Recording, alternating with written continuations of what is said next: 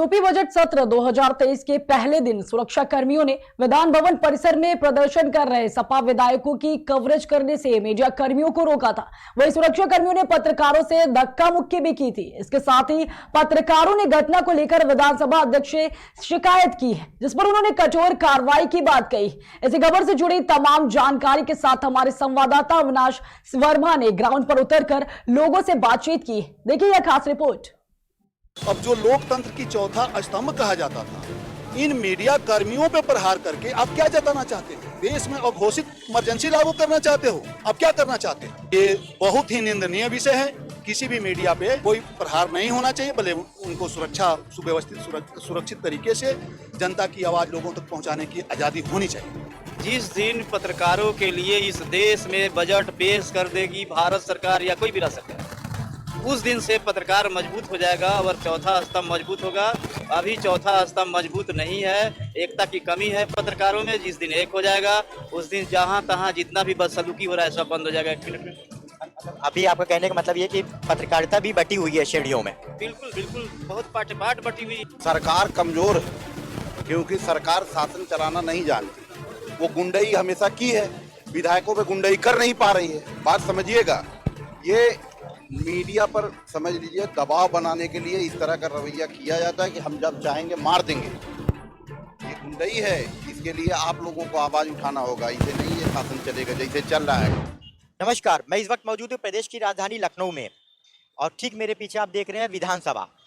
जैसा कि उत्तर प्रदेश में बजट सत्र का प्रारंभ हो चुका है, बजट सत्र के प्रथम दिन यहाँ पर कुछ आकस्मिक घटनाएं घटित हुई, जो कि इस लोकतंत्र के इतिहास में पहली बार ऐसा हुआ है। समाजवादी पार्टी, जो कि विपक्ष में एक बहुत बड़ी भूमिका अपनी रखता है और लोकतंत्र के हिसाब से विरोध प्रदर्शन करना किसी भी पार्टी का अधिकार है, ठीक उसी को ध्यान में रखते हुए कल समाजवादी पार्टी ने सरकार की नीतियों के विरोध करने का प्रयास किया, जिसको देखते हुए सुरक्षा की दृष्टि से वहाँ पर मौजूद मार्शल और सुरक्षा कर्मियों ने मीडिया के साथ में अभद्र व्यवहार किया और हाथापाई करने का प्रयास किया। मीडिया, जो कि लोकतंत्र का चौथा स्तंभ माना जाता है, अगर लोकतंत्र के चौथे स्तंभ पे इस तरह से बदसलूकी या प्रहार किया जाएगा तो क्या लोकतंत्र स्थापित हो सकता है? ये जानने के लिए आज हम यहाँ पर आ चुके हैं और लोगों से इस पे उनकी प्रतिक्रिया लेना चाहेंगे। क्या मीडिया के साथ में जो व्यवहार किया गया वो उचित था? सरकार इस पर जो दोषी हैं क्या उस पर कार्रवाई करेगी? तो इस चीज़ को जानने के लिए चलते हैं लोगों के बीच में और जानने का प्रयास करेंगे उनकी क्या प्रतिक्रिया। मीडिया के ऊपर प्रहार किया गया, ये लोकतंत्र में चौथे स्तंभ पर इस तरह का प्रहार कितना उचित है? क्या आपकी इस पर आपकी प्रतिक्रिया है? जो इंदिरा गांधी ने इमरजेंसी लागू किया था, यहाँ पे हम इसको उसी इमरजेंसी आपातकालीन स्थिति से ही समझेंगे। भाई, जहां बोलने की स्वतंत्रता नहीं है, मीडिया दिखा नहीं सकती। आप मीडिया क्या, लोकतंत्र को आप क्या करना चाहते हो? भाई, लोकतंत्र में अभिव्यक्ति की आजादी सबको है और मीडिया वालों पे प्रहार होना, भाई आम जनता पे प्रहार कर रहे हैं, किसानों पे प्रहार हो रहा है, छात्रों पे हो, नौजवानों पे हो रहा है। अब जो लोकतंत्र की चौथा स्तंभ कहा जाता था, इन मीडिया कर्मियों पे प्रहार करके आप क्या जताना चाहते हो? देश में अघोषित इमरजेंसी लागू करना चाहते हो? अब क्या करना चाहते हो? ये बहुत ही निंदनीय विषय है। किसी भी मीडिया पे कोई प्रहार नहीं होना चाहिए, भले उनको सुरक्षा सुव्यवस्थित सुरक्षित तरीके से जनता की आवाज लोगों तक पहुंचाने की आजादी होनी चाहिए। हालांकि जैसा कि देखा गया कि कोई भी प्रोटेस्ट किसी भी तरह का होता है तो मीडिया को प्रोटेस्ट कवर करने का पूरा राइट दिया जाता है। और विधानसभा, ये अगर कहीं बाहर हुआ होता तो बात अलग थी, लेकिन विधानसभा के अंदर, जो कि सुरक्षा की दृष्टिकोण से देखा जाए तो सबसे ज्यादा सुरक्षा वहां पर होती है और वहीं पे सुरक्षा कर्मियों के द्वारा, मार्शलों के द्वारा लोकतंत्र के चौथे स्तंभ पे इस तरह का प्रहार करना अपने आप में बहुत अपमानजनक है। क्या सरकार इन पे जो इसमें दोषी है इस पे कार्रवाई करेगी? आपको क्या लगता है? देखिए, सरकार को कार्रवाई करनी चाहिए दोषियों को चिन्हित करके, और यही हास्यास्पद स्थिति यही है कि हम नहीं कह रहे हैं कि सरकार जो है तानाशाही रवैया, सरकार के जो अधिकारी चला रहे हैं या तो समानांतर सरकार चला रहे हैं। जब आप सरकार के आदेशों का उल्लंघन करते हुए अगर कोई कार्य होता है, जैसे कि आप देखिए परसों 2 दिन पहले जो कानपुर में महिला और उसके बेटी को जलाकर मार दिया गया था, माननीय मुख्यमंत्री, प्रदेश के मुख्यमंत्री ने ये आदेशित किया है अधिकारियों को कि किसी गरीब के झोपड़ी पे बुलडोजर नहीं चलेगा। और उस आदेश के बावजूद अगर गरीब माँ बेटी को जला के मारा जाता है तो इसका मतलब कोई समानांतर सरकार चला रहा है, या इस सरकार की अवहेलना की जा रही है, जानबूझ के की जा रही है, या अधिकारी तानाशाही रूप अपनाए हुए हैं। तो दोषियों को तो चिन्हित करना ही होगा। तो क्या मीडिया की स्वतंत्रता छीन ली जाएगी क्या? देखिए, इस देश में अघोषित आपातकाल की स्थिति है। इस देश में वर्तमान समय में अघोषित आपातकाल की स्थिति है। चाहे वो किसान हो, नौजवान हो, विपक्षी नेता हो, पत्रकार हो, महिला हो, कोई सुरक्षित नहीं है और बोलने की आजादी किसी को नहीं है। यहां तक कि हम तो सुनते हैं अपने मित्रों के द्वारा कि सरकार में बैठे मंत्री लोग नहीं बोल पाते। जो पिछड़ी जाति के मंत्री लोग हैं, ये जातिगत जनगणना पे नहीं बोल पाते, ये पिछड़ों आरक्षण पे नहीं बोल पाते। तो इसको हम क्या कहें? अघोषित इमरजेंसी ही तो कहा जाएगा, और इसको क्या कहा जाएगा? कल मीडिया पे प्रहार किया गया विधानसभा के अंदर, उस पर आप क्या प्रतिक्रिया देंगे? आम जनता होने के नाते पूछ रहे हैं, लोकतंत्र के चौथे स्तंभ पे प्रहार किया गया। मीडिया पे प्रहार बहुत गलत है, क्योंकि मैं भी मीडिया से ही हूँ, पत्रकार हूँ। लोकतंत्र की हत्या है, ये गलत है। यह लोकतंत्र की हत्या है। पत्रकार जो है सर्दी गर्मी बरसात हर जगह समुद्र से लेकर पहाड़ तक हमेशा जो है एक पैर पे खड़ा होता है, चौथा स्तंभ है देश का चलाने के लिए। मतलब क्या अब मीडिया की स्वतंत्रता छीन ली जाएगी क्या? कतई नहीं छीननी चाहिए। किसने छीना? जिसने भी छीना उसने गलत किया। ऐसे लोगों को तो चिन्हित करके राष्ट्रद्रोह लगा देना चाहिए। तो क्या लगता है आपको, सरकार कार्रवाई करेगी जो लोग दोषी हैं? मतलब मीडिया की स्वतंत्रता पर कुछ पूछ रहे थे आप? कि मीडिया की मैं बात कर रहा हूं, क्योंकि मीडिया के साथ में कल बदसलूकी करी गई, जो कि इतिहास में पहली बार ऐसा हुआ है कि विधानसभा के अंदर मीडिया के साथ में धक्का मुक्की और बदसलूकी करी गई है। देखिए, मीडिया पर जो बदसलूकी की गई है ये आज ही की बात नहीं है। भारतीय इतिहास में 75 साल का इतिहास है। लेकिन विधानसभा जैसे क्षेत्र में पहली बार हुआ। मेरे बात को सुनिए, 75 साल से होते आया है, ठीक है। अब जो है भारतीय संविधान में ऑलरेडी लिखा हुआ है कि 4 स्तंभ, विधायिका, न्यायपालिका, कार्यपालिका, पत्रकारिता, 4 सिस्टम है। यहाँ तक कि बजट भी इस हिसाब से पेश नहीं होता है 4 सिस्टम से, ठीक है। अगर बजट सही सिस्टम से पेश होता, पत्रकारों के लिए भी बजट पेश किया गया रहता, तो आज जो पत्रकार पीछे पीछे घूमते हैं 500 रुपये के विज्ञापन के लिए नहीं घूमते, ठीक है। जिस दिन पत्रकारों के लिए इस देश में बजट पेश कर देगी भारत सरकार या कोई भी राज्य सरकार, उस दिन से पत्रकार मजबूत हो जाएगा और चौथा स्तंभ मजबूत होगा।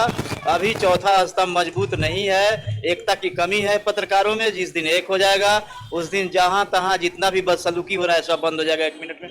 मतलब अभी आपको कहने का मतलब ये कि पत्रकारिता भी बटी हुई है श्रेणियों में। बिल्कुल बिल्कुल, बहुत पाट बटी हुई है। जब तक भारतीय जनता पार्टी की सरकार रहेगी तब तक लोकतंत्र के चौथे स्तंभ तो मुट्ठी में रखे हैं सब।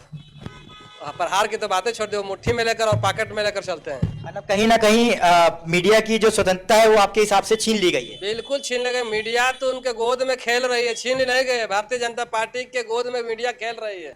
प्रदेश मतलब संविधान अनुसार आपके अनुसार नहीं चल रहा है ना, बिल्कुल नहीं, संविधान के अनुसार नहीं चल रहा है। कल मीडिया के ऊपर विधानसभा में बदसलूकी किया गया, अभद्र व्यवहार किया गया, धक्का मुक्की करी गई, कुछ बोलना चाहेंगे? सही है? सही तो नहीं है, बिकॉज किसी के ऊपर भी अगर मीडिया को अगर ऑब्जेक्शन किया जाएगा तो जितने भी कोई गलत काम है या कोई भी हम जो भी मीडिया चाह रही है कि कुछ चीज़ें एक्सपोज करना चाह रही हैं या फिर किसी को चीज़ों को अच्छी चीज़ों को भी अगर उसको पब्लिक के सामने लाना चाह रही है तो उसके ऊपर अगर मीडिया को ये अटैक करना चालू कर देंगे तो वो सारी चीज़ें ख़त्म हो जाएंगी, तो ट्रांसपेरेंसी ख़त्म हो जाएगी। तो it should not be there. समझना चाहिए पब्लिक को, लोगों को समझना चाहिए और ये चीज़ नहीं करनी चाहिए। क्या लगता है कि सच्चाई दिखाना मीडिया बंद कर दे? नहीं, होना चाहिए, दिखना चाहिए। फिर मीडिया के साथ में कल बदसलूकी क्यों करी गई? ये गलत है, नहीं होना चाहिए। और अगर ऐसा है तो दैट मीन्स कि कहीं ना कहीं तो कुछ ना कुछ है गलत। लोकतंत्र का चौथा स्तंभ कहा जाता है, और लोकतंत्र के अगर चौथा स्तंभ भी खत्म हो जाएगा तो क्या नेताओं के ऊपर आसमान और पैर के नीचे जमीन रह पाएगी? नहीं। नहीं रह पाएगी। तो मतलब कुल मिलाकर के जो आपके अनुसार हुआ वो सही हुआ या गलत हुआ? गलत है। गलत हुआ। कल विधानसभा में आपकी काफी उम्र हो गई, कभी सुने कि लोकतंत्र के चौथे स्तंभ के साथ में बदसलूकी करेगी, उनको मारा पीटा गया हो? देखो एक बात, जो लालच से बिकता नहीं है तो उसके लिए भय ही एक दवा है। भय से उसको दबाओ, सच बोलने न दो। मेरी कमियां जनता के सामने अगर उजागर होगी तो इसमें बड़ी हानि होगी हमको, इसलिए सच बोलने पर भय से कंट्रोल किया गया। और यदि इसमें क्षमता है पत्रकारों में तो वो आगे बढ़े। मैं भी पत्रकार हूँ, मैं साथ कराऊंगा। तुम जेल जाने के लिए हिदायत करें के लिए करी साथ मिट्टी में मिला दूंगा। अगर क्षमता हो तो खड़ा कर लीजिए, आप मेरा नाम लिख लीजिए, उसके लिए मैं डरता बिल्कुल नहीं। पत्रकार कभी डरता ही नहीं है। किसने कहा पत्रकार डरता है? अगर हम डर रहे होते तो हम यहाँ पे खड़े होकर के प्रतिक्रिया थोड़ी ले रहे होते। देखो जल्दी ही जब भी है, हम पर उसमें नहीं थे, लेकिन उसमें आया है हेडिंग सच विश्लेषक। ये हेडिंग देखो जी, सच विश्लेषक, प्रबल आत्मनिर्णायक, जागरूक जन रक्षक। इसकी मैगजीनें छपी है, 1000 छप चुकी और छप रही। डरने की बात नहीं, क्यों डरे? डरते कायर समर में, बढ़ते आगे भी। डरने की जरूरत नहीं। मैंने किसी भेषधारी से डरता हूं? मैं सच कहता हूं, पुश्तैनी संपत्ति नहीं देश किसी की। क्यों तुम्हारे? मुझे रोज पद दिए जाते हैं, लाल दिखाया जाता है। एसडीएम, डीएम, मंडलायुक्त, जाने क्या क्या पद, प्रमुख सचिव, सब कुछ पद दे और छल भी किया जाता है। इस पुलिस में जंजा करके, पुलिस मेरे साथ करी होती है तो यातायात जाओ, पहले इनका बल गिरा दो और फिर जो हमारे हाथ में कठपुतली है उन पदों को लाज में फंसा दो और उसके बाद फिर मर्जी हो फेंक देना। तो योगी से कहे जितनी तुम्हारी उम्र हुई 50 साल, उतने तुम मुझे खेल खेलते हुई। कल इतिहास में पहली बार मीडिया के साथ में विधानसभा में बदसलूकी करी गई, कितना उचित है? क्या मीडिया से उसकी स्वतंत्रता छीनी जा रही है? सच दिखाना रोका जा रहा है? आपकी क्या प्रतिक्रिया है? क्यों इस तरह का व्यवहार मीडिया के साथ में किया गया? देखिए, कल तो मैं भी था वहाँ पे और मैंने सारे तथ्य देखे जो कि बहुत ही निंदनीय है। कभी भी किसी डिप्लोमेट्स या किसी अधिकारी को इस तरह से मीडिया के साथ तो नहीं पेश आना चाहिए, खास करके जब सीनियर जर्नलिस्ट और पूरी लॉबी हो तब। वो भी पहले से पास दिए गए थे, जगह भी बताई गई थी, उसके बाद इस तरह का व्यवहार। जी, मैंने देखा था, बहुत ही समझ लीजिए निंदनीय है, लेकिन सरकार को इस पर ध्यान देना चाहिए क्योंकि जब लोकतंत्र का तीसरा स्तंभ ही इंस्टीट्यूशन ऑफ जर्नलिज्म है जो कि कंट्री को बचा के रखता है।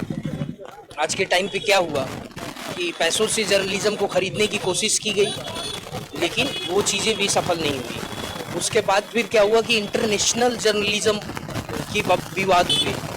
तो ऐसे में तो सरकार को अपनी गलतियों का सुधार करना चाहिए और जो ये हादसा यहाँ पे हुआ इस तरह से तो बहुत ही ज़्यादा बचना चाहिए क्योंकि क्या है कि वही जर्नलिस्ट हैं लखनऊ के, वही सब लोकल्स लॉबी के लोग हैं, बड़े बड़े चैनल्स के भी हैं, सबके अपने एक ग्रेविटेशनल लेवल है उनका। कल कोई विशाल सिंह जी जो हैं, जो 95 से कवर करते चले आ रहे हैं, उनको भी मारा गया है। जी, विशाल जी भी थे और एक श्रीवास्तव जी भी थे, बहुत सीनियर जर्नलिस्ट हैं, ये लोग कई सालों से कर रहे हैं।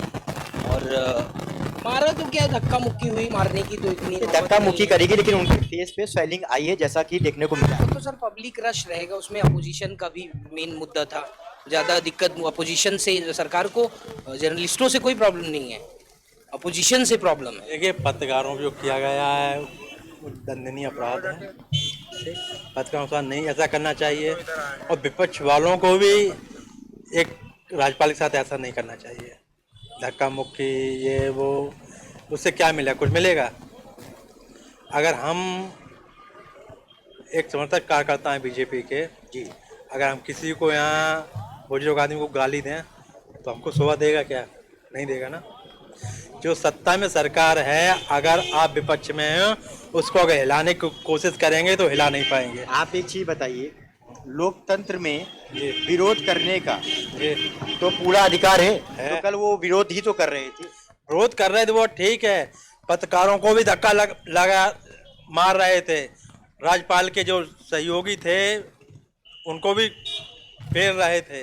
पत्रकारों को थोड़ा सा भाषा की मर्यादा रखेंगे। मैं आपको ये बोलना चाहूँगा कि जैसा कि सुनने में आया है कि जो मीडिया के साथ में जो हाथामुक्की करी गई, धक्का मुक्की करी गई, वो मार्शल निवास सुरक्षा कर्मियों ने करा, शायद आपकी नॉलेज में ना हो। सुरक्षा कर्मियों ने नहीं किया, सफाई वाले ने किया था।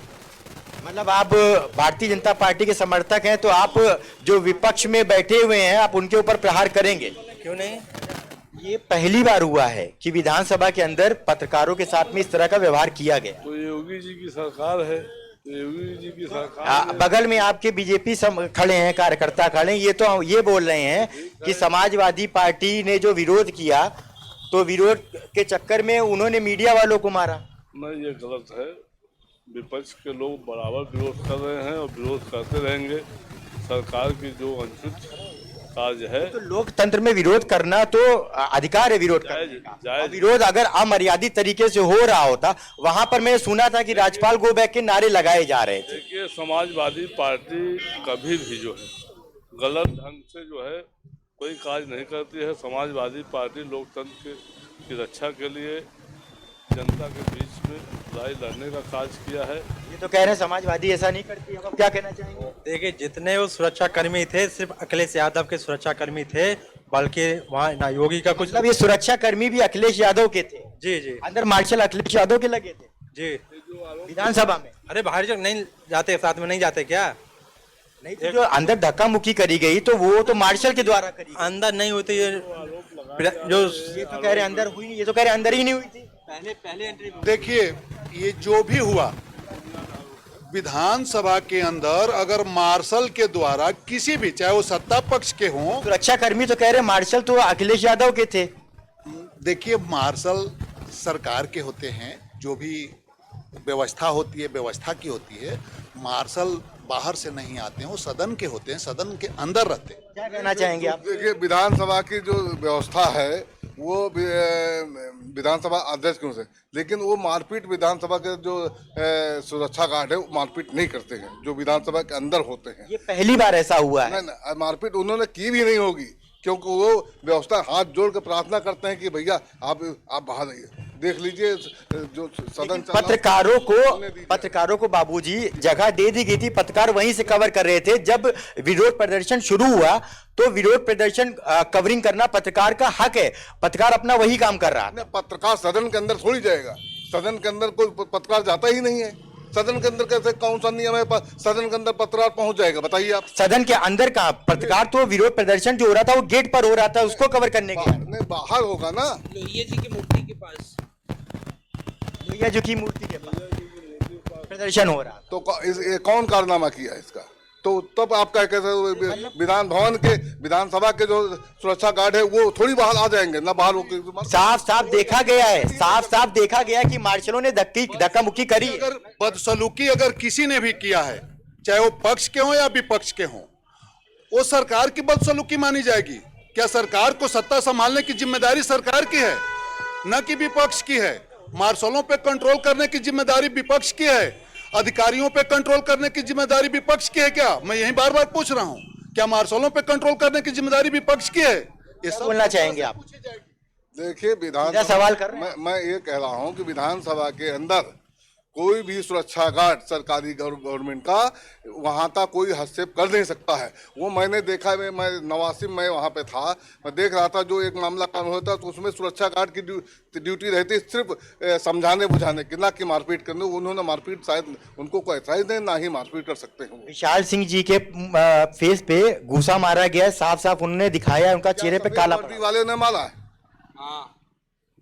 हाँ, मारा तो मतलब ये मैं बताऊं आपको, आजकल सचिवालय का ऐसा रवैया है कि कोई भी जैसे गांव से और क्या कहते हैं शहर से, किसी जनपद या विधानसभा क्षेत्र से जो लोग अपनी शिकायतें ये सब कुछ भी लेके जाते हैं, तो पहली बात तो जो पुलिस रहती है वही तो तगड़ी चेकिंग करती है, उसके बाद अंदर विधानसभा, मतलब स्ट्रिक्ट रूल तो है, इतना समझिए।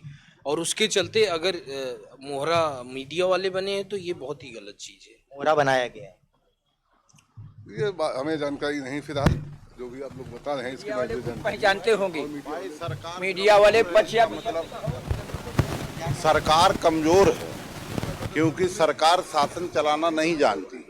वो गुंडई हमेशा की है, विधायकों पे गुंडई कर नहीं पा रही है। बात समझिएगा, ये मीडिया पर समझ लीजिए दबाव बनाने के लिए इस तरह का रवैया किया जाता है कि हम जब चाहेंगे मार देंगे।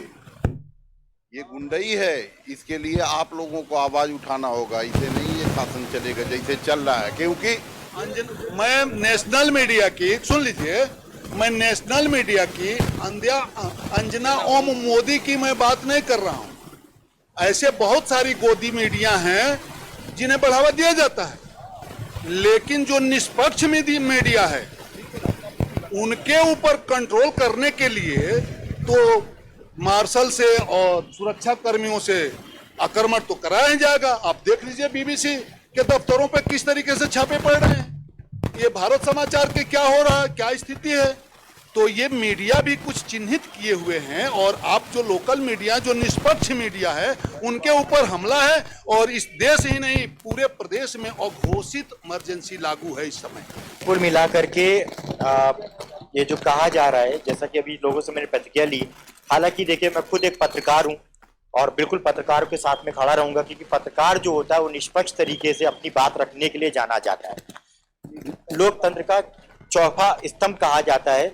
मैं और मीडिया की बात नहीं कर रहा हूं, जो हम लोग काम करते हैं हम अपनी बात कर रहे हैं। और मीडिया कोई भी हो, मीडिया के साथ इस तरह का अनुचित व्यवहार कतई बर्दाश्त नहीं किया जाना चाहिए। और मैं सरकार से भी एक दरख्वास्त करूंगा कि जो भी लोग दोषी हैं उनके खिलाफ सख्त से सख्त कार्रवाई करी जानी चाहिए, क्योंकि मीडिया लोकतंत्र का चौथा स्तंभ है। और अगर चौथा स्तंभ ही अपना अस्तित्व खो देगा तो क्या सरकार का कोई अस्तित्व रह जाएगा। इसी के साथ मैं अपने शब्दों को विराम देता हूं। कैमरामैन शरद के साथ अविनाश वर्मा, केकेडी न्यूज़।